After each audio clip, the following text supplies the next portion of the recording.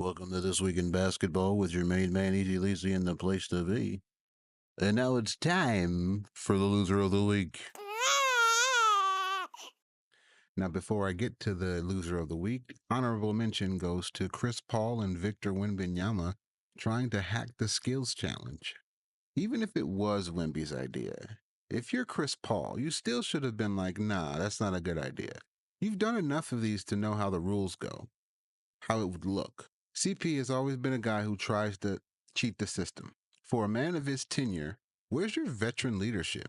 But even still, you're there to compete. Don't try to game the system. That's a slap in the face of the fans who you're there for. But the real loser of the week is LeBron James. Now, normally, I don't waste my time on anything related to LeBron. But as this is a basketball channel, much like everybody else, I felt like I had to say something. Iron Man himself no-showed the weekend, then abruptly bows out the All-Star game 90 minutes before for a random quote-unquote foot/ankle injury, citing he wants to focus on the playoff push with Luka. He played 31 minutes in a blowout loss last weekend and is quote-unquote hoping to play this Wednesday against the Hornets. You literally got a whole ass week off. You can't play 10 minutes in a glorified pickup game you don't take seriously anyway because of a quote-unquote ankle injury. Right. Then has the nerve to show up in street clothes. At least Giannis had on the team gear. I mean, if you injured and not gonna play anyway, why be there? It's a selfish FU to the fans, especially for the ones who voted for you. The exact reason why the All-Star game and the NBA is in the state it's in now is sitting in the best seat in the house in million-dollar gear at a high-profile scrimmage.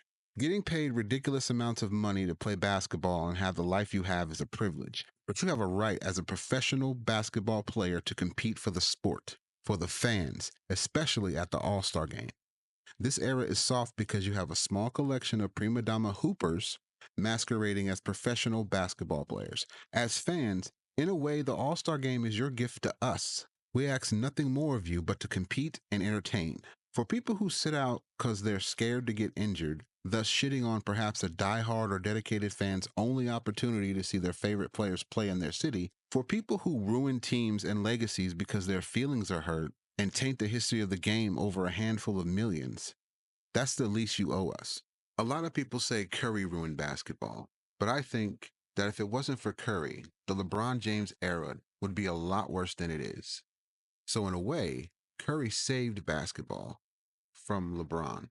LeBron broke the NBA, and that's his ultimate legacy. At this point, do us all a favor and just retire.